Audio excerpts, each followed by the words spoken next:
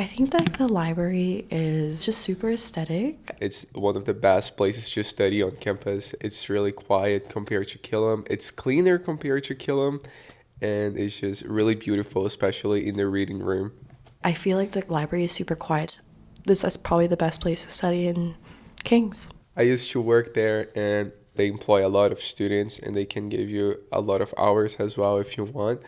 I love the King's Library. Just a little library love going on there. A lot of libraries have pivoted away from the silent, studious space patrolled by shushing librarians. These days, libraries are gathering places for noisy preschool story times, book club meetings, even knitting, cooking, or dancing workshops. They're just not that quiet. But at the University of King's College, it's still a mostly silent retreat. Students really are happy to have the quiet spot where they can focus. There's so much noise in our world. There's noise out there. There's noise, I'm sure, in their apartments, in their residence rooms, and in the dining hall, and everywhere else they go. So we do try to preserve this spot as a quiet place. That's Tracy Lenfesty, the librarian and archivist at King's. She's going to take us on a tour that includes some surprising treasures a lot of people might not know about. They're hidden away in the basement.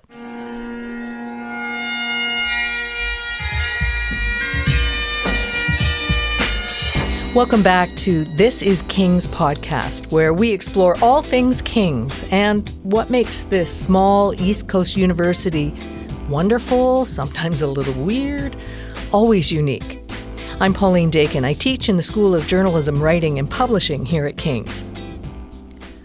I met up with King's librarian and archivist Tracy Lenfesty recently for a tour of the library. But before we got started, I noticed 2 sticky notes on her door that turn out to have a lot to say about the library and how Tracy runs it. So I've kept these notes because they're an inspiration for me, because I do take my job quite seriously to make this library a place where students feel comfortable and where they can come, read, write, do their research. And I mean, some of them spend many hours here, So it needs to be a place where you feel comfortable. And these are quite lovely because the first one says, "I love this library, one of my favorite spots on campus. No suggestions, just wanted to show the King's Library some love." And then there are 3 little hearts. So I thought that was rather sweet. Warms the heart of the library. And then the second one is a little bit harder to read because of the handwriting, but the gist of it is that the floors are concrete and the chairs are wooden, and when people move chairs around, it's very noisy and disturbing. So this is a request to have felt pads put under on the ends of the legs of the chairs. So after I saw this, I took myself off to Canadian Tire and spent about $120 buying little stick-on felt pads to stick on the bottom of the chair legs. And hopefully this will be a happy thing for the person who wrote this note. No kidding. That's a reaction. That's a reaction. Yeah. We got a suggestion and we acted on it. Yeah. I love the line, "The library is solid gold," in that note. Yeah. The floor may be concrete, but the library is solid gold. Yes, it's rather sweet. But it does goes to show that students really are happy to have the quiet spot where they can focus. There's so much noise in our world. There's noise out there. There's noise, I'm sure, in their apartments, in their residence rooms, and in the dining hall, and everywhere else they go. So we do try to preserve this spot as a quiet place. It's a beautiful building. How do you describe it to people?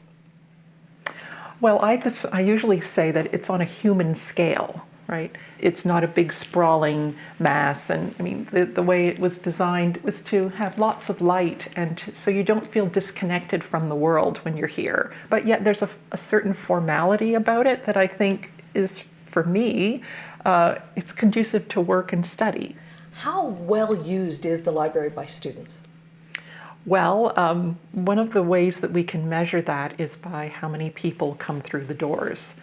So we had what I'm just calling a people counter, and you can see it there, that little black box on the bottom of that pillar. That measures how many people go in and out of the building. And yesterday it was over 400 people. That's pretty good. That's a lot. It's more than I thought it would be. I love the fact that people are here, coming in here and using it. That room right across the hallway, the committee room, in a few minutes the FIP tutorial will be coming and filling that space with noise and commotion until they sort of get in and settle down in there, and their tutor shows up to lead the tutorial. So we'll have 2 tutorials in there back to back. In an online world, isn't it interesting that students are still drawn to the library for all kinds of reasons? Yeah, it is. I mean, I find it encouraging because I'm well along in my career. I went to university before the internet was a thing. I like the fact that at King's, I think people are encouraged to think about how they do their work, how they study. I know that many things are available online, but they're FIP particularly foundation year. They're very text-centered. They're very much encourage the students to engage with the physical text. I do think there is a value in that intellectually. We have more input for our poor little brains who are trying to understand things when we hold something in our hands and when we know, oh, what I'm looking for is in the middle of the book or it's near the back, and I can flip to the references. So, we're living in both worlds. We're never, I don't think, going to transition to a completely online world, particularly when you think about archival materials and rare books that, sometimes they're scanned, but sometimes you need to look at a book for more than just its content. You have to look at it as a cultural artifact, and that really doesn't transfer to images. Mm-hmm. The King's Library is a small shop. There's Tracy, another librarian, 2 library technicians, and a crew of student assistants. So there's some nice cozy spots here. And this is our little reading corner with a few journals, because we still do receive some things in paper, although most of them are electronic. Mm-hmm. And some nice comfy chairs. And we're using our library voices now. Yeah, we have to. I've been shushed in this library by great. Students, so I don't want to go crazy.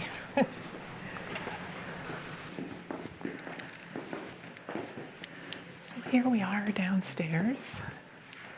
And I'll warn you, it is messy because we always have projects on the go. Oh, you can really feel how much cooler and drier it is. Yes, and now we can use our regular voices again, because this is a very quiet area, but people outside won't be able to hear us.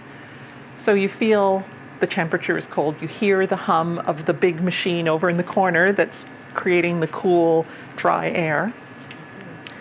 And this is what we call the treasure room. And it has 2 components. So this side is the archives, and that side is the rare books. Yeah. What's in here that it most excites you? But in terms of when you first walk in the room, what hits you? Well, these old jackets from the women's one, I think is from the 60s. And you can imagine, it takes you back to a different time, and you can imagine young women walking around the campus wearing this and feeling quite proud that they have this nice blue blazer with a crest on it, and thinking, well, here I am. And, for those of us who remember, this came from Eaton's. So, I think these are quite lovely. And whenever we put these on display, our current students go, wow, those are really cool. We should have those again. So things like this that kind of give you a picture, an echo of how things have been at different times at the college, especially those to do with student life, I find really interesting. And one of the things I like to show the students is the first Board of Governors Minute Book. And it kind of blows their mind, because I have to point out the fact that this was written by a human being with a pen that they dipped in a bottle of ink. This is not text that's been generated, and not even with a printing press. No notes on the cell phone. With no notes on the cell phone, and yeah, it's all handwritten by someone whose job it was to write things, And this is a picture of Helen Creighton, who had been Dean of Women here. Oh, I didn't know that. Yeah, a lot of people don't know that. Yeah. We have the original portrait, and this is a copy, so this one will go up in one of the rooms. And people think of a library archive as being books and documents, but there are a lot of pieces of art on the walls. In cabinets behind me, there's some beautiful china. We're really sort of a museum as well. Yeah, there's a fish. Yes, he's not very beautiful. But this is part of the natural history collection, and I find this quite interesting. And there's some more of it on display out there. Henry Howe taught at King's, and people think of King's as a liberal arts college now, but in the 19th century, the idea of even dividing studies into sciences and arts was really just emerging. And if you were interested in the world and interested in an academic way, you were probably interested in many different things. It's still true today, but nowadays we tend to specialize so much more, and you see that in our faculty. People have their areas of study where they become expert. But Henry Howe taught chemistry, and he was very interested in mineralogy, and he wrote a book on the minerals of Nova Scotia. There's one on display out there. And this was interesting to me particularly because before I came to King's, I was librarian at the Nova Scotia Department of Natural Resources, where I worked with a lot of geologists, foresters, people like that. And so I've spent, 26 years being a science librarian. And then I made the switch to come here. But this was sort of friendly for me to see these things that were familiar. Yeah, I bet. Yeah, these are puffer fish. And can we go over to the treasure room? we certainly can. It's a bit noisier over there. And this is supposedly Joseph Howe's desk from the legislature. You must have heard about this. Yeah, so that's come to us. That's a nice thing to have when you have a school of journalism. Yeah. So this is noisier, but this is the rare book area. We'll try to get away from the climate control machine. So The smell. Yeah. you can smell dry paper and old leather. There are a lot of very old books on these shelves. There are, and I'll take you down here where there are even older ones. And I'm looking for, there's one particular one that I always enjoy looking at. So this book was published in 1541. It's 1541. yes. Wow. And So- it looks Well, it's very, old. and this is a case of it being very interesting as an artifact. I mean, something like this is part of the works of St. Augustine. So this has been published many, many times in different translations and versions. So, the text itself will be interesting, but it's also interesting as an artifact. So you'll see these ropes. Yes. And this is how the book is sewn together. And we don't often get a chance to think about how books are actually made. And the other thing that's interesting is that you can see that someone used a bit of medieval manuscript as scrap to help with the binding. Wow. So, you've just got some scrap lying around and you need to reuse it because you're not throwing things out like we do. And you get it repurposed within the binding of a slightly newer book. And a book would have been a big investment Huge. at the time. Huge. Yeah. This must be among the oldest. These are some of the oldest. We do have a couple of older things. We do have a page of medieval manuscript. It's in a cabinet. I could maybe even show it to you. We have a scroll. We have a Hebrew scroll, but we're not sure how old it is because, of course, just because it's a scroll doesn't mean it's old. There are different ways of recording text and different traditions. But it is an interesting thing to look at. We have a scroll that I think is Norman as well, which is sort of different. How often do people come and look at these books? We try to do rare book talks, and Patricia Chalmers is my go-to person for that, although I have done them myself as well. It's particularly interesting when a professor realizes, oh, we're studying this work now. We'll go and have a rare book talk and we can see what this book looked like in the author's lifetime. And it's kind of interesting when that is able to happen. And one of the things we've done, like we have Newton's Principia Mathematica that was published during his lifetime. So it's kind of neat for students to say, this is what his work would have looked like to him. It's hard to imagine something that has survived this long. Yeah. Yeah. Yeah, and we're very lucky to have That's them. made of paper. That's made of paper. Yeah, I mean, you can see some of them have some pretty hard wear on them, but we have these collections, and They are valuable. I mean, we've had requests from museums in different parts of the country to borrow items from this collection to display. They are significant. Yeah. They are significant collections. We kind of take them for granted. How much do you think people are aware of what's in this area? I mean, of the I wouldn't building? even say I'm fully aware of everything that's in this area because I'm Yeah. only 3 years in. And as I said, these places do reveal their little secrets when someone goes digging for a particular bit of information. But I think that, most students and even a lot of faculty wouldn't even know this room is here, because when you enter the library and then you come down the stairs, you don't realize that the lower level is much bigger than the upper level. Right. This Unless- is all behind a locked door. It's behind a locked door, and when we came through the door, you probably didn't imagine that this space was this big. This goes out behind the building under the sidewalk. Okay. So it's a hidden library. It's very hidden. Yeah, I mean, we protect it.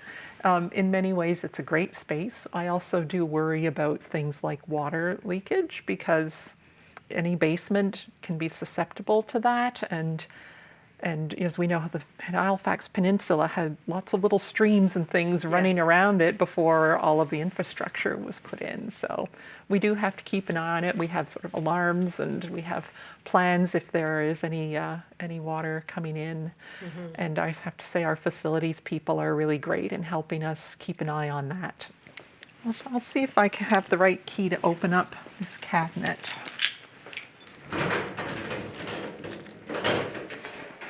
So this is the really old stuff.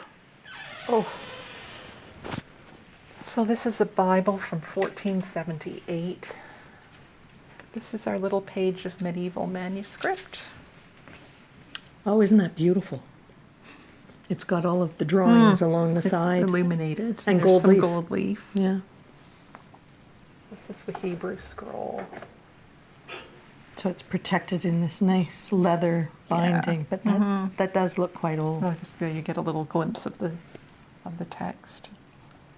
Tracy, it seems to me that you like your job. I do like my job. Yes, I'm very grateful for it, really. Yeah. To be Yeah. able to work in this place. Yeah, it's a nice place to be.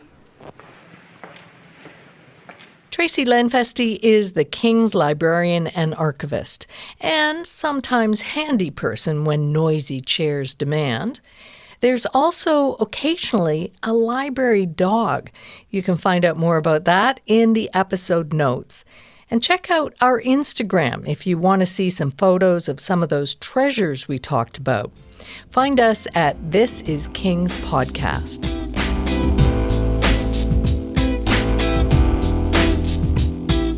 Thanks for listening. If you're a King's alum or student or just interested in campus life, follow us and give us a like. We drop a new episode on the usual streaming platforms every month during the academic year. I'm Pauline Dakin. Thanks to my co-producer and technician, Mark Pinio, and thanks to you for listening. And if you have a story idea for This Is King's Podcast, send us a message. We're at thisiskingspodcast@gmail.com.